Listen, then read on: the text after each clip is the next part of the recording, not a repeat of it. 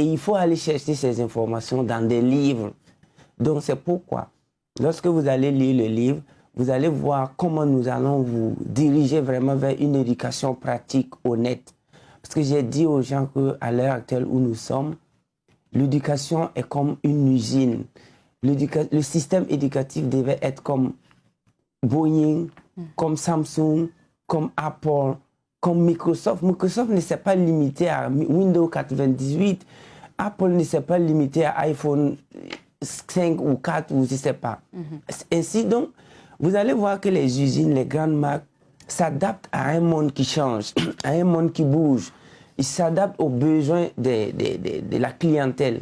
Malheureusement, nous avons des systèmes éducatifs, plus précisément en Afrique, et pour ne pas tergiverser au Burkina Faso, qui est resté vraiment dans des stratégies empiriques, coloniales, sans s'être adapté aux besoins du monde, en produisant des produits que j'appelle élèves et étudiants, qui ne seront jamais consommés par le client qui est appelé le monde.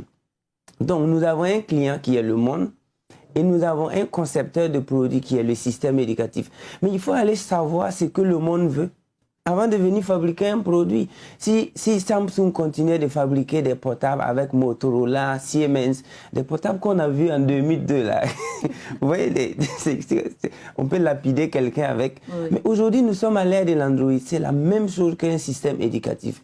Et c'est pourquoi ce livre va aller se déconnecter vraiment du système qui refuse d'avancer et vous permettre d'avancer vous-même. Parce que de toutes les façons, la seule vie qu'il faut protéger de prime abord, c'est ta vie. Et lorsque tu aimes ta vie, tu vas aimer la vie des autres. Donc vraiment, ce livre va vous tracer ces lignes. Et aussi, elle met en emphase la responsabilité des parents. Parce qu'il arrive des moments où il y a des gens qui abandonnent à la mission de leur propre vie, qui est éduquer leurs enfants. Et ils considèrent l'enfant au système encore. Et ils croisent les bras, ils critiquent le système. Alors que l'éducation, ça doit se passer en trio entre les parents et le système éducatif et l'éduquer lui-même, c'est-à-dire l'élève ou l'étudiant.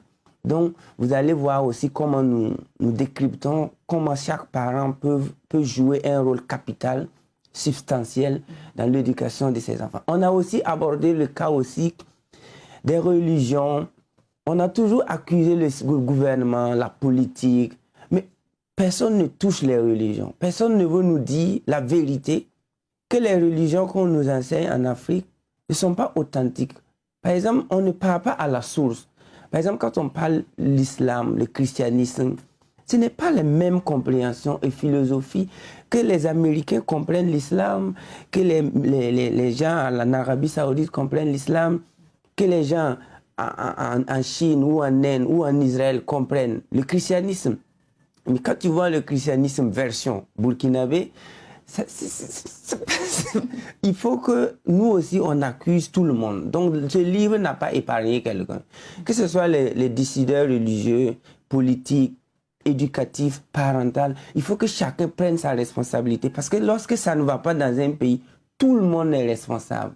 Même les mécaniciens qui sont au bord de la voie en train de coller les pinets, tout le monde est responsable. Donc, Alabibou a contribué. Lui aussi, il va vous donner quelques grandes lignes justement de livres. Voilà.